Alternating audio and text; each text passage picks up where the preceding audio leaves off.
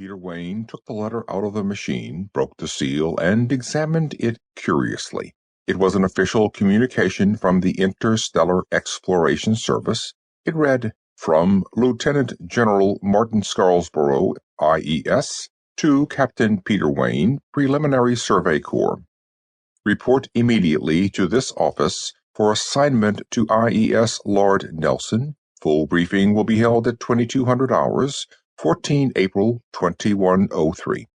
By order of the Fleet Commandant." It was short, brief, and to the point, and it gave no information whatsoever. Peter Wayne shrugged resignedly, put the letter down on his bed, walked over to the phone, and dialed a number.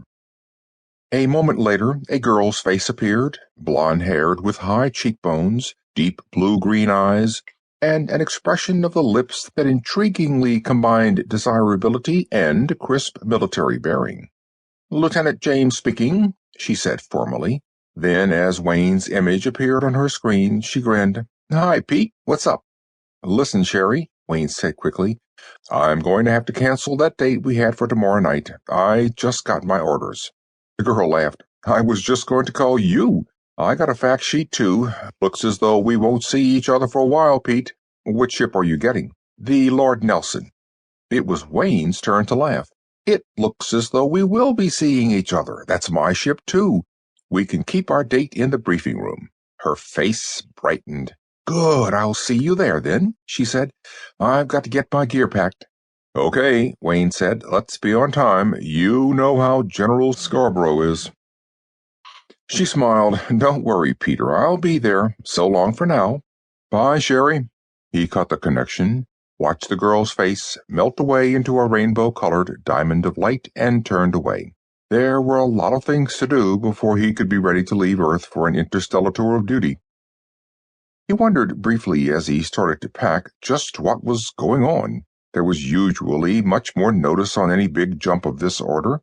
Something special was up, he thought, as he dragged his duffel bag out of the closet. He was in the briefing room at 21:58 on the nose.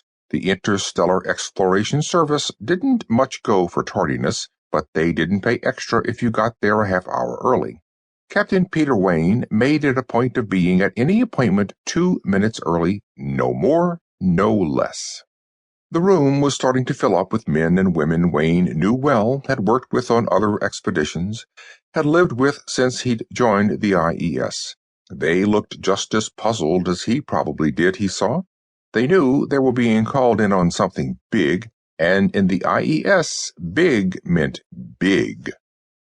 At precisely 2200, Lieutenant General Scarborough emerged from the inner office, strode briskly up the aisle of the briefing room, and took his customary stance on the platform in front.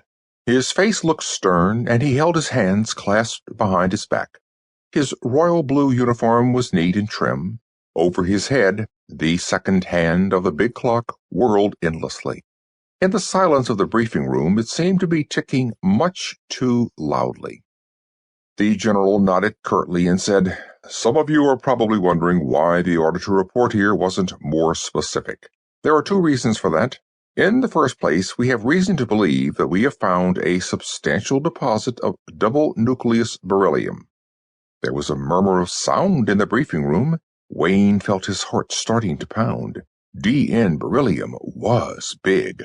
So big that a whole fleet of IES ships did nothing but search the galaxy for it full-time. "Naturally," the general continued, "we don't want any of this information to leak out just in case it should prove false. The prospect of enough DN beryllium to make fusion power really cheap could cause a panic if we didn't handle it properly. The Economics Board has warned us that we'll have to proceed carefully if there actually is a big deposit on this planet." Captain Wayne stared uneasily at Sherri James, who frowned and chewed her lip. To his left, a short, stubby private named Minetti murmured worriedly, "That means trouble. DN beryllium always means trouble. There's a catch somewhere." General Scarborough on the platform said, "There's a second reason for secrecy. I think it can better be explained by a man who has the evidence firsthand." He paused and looked around the room.